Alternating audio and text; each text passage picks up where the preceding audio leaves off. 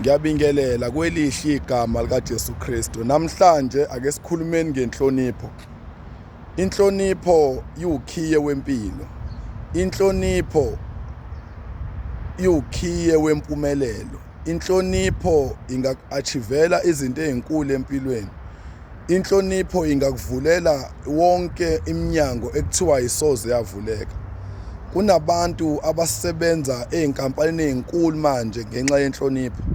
Kunabantu abathole ama-promotions amakhulu ngenxa yenhlonipho.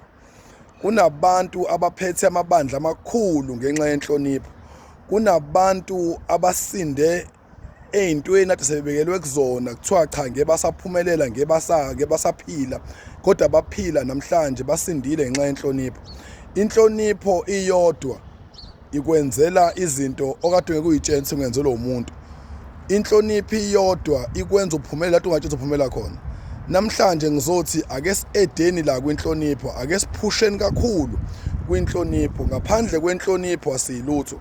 Singakwenza ukuthi thina sihamba nathi thina sithina mina ngitshelwa mina ngowakabani ukuthi owakabani ede inhlonipho uzobona leyo motive yakho yokuthi mina ngoba ngowakasibanibani ngeke ngikwazi ukuzwa ngomunye umuntu akuze ndisilima nje uhloniphe ukuze kuthiwa ngathi lokho akusile ekhanda mase uyabona ukuthi uzo-achievani. Inhlonipho iyodwa ik-achivisa izinto ezinkulu empilweni.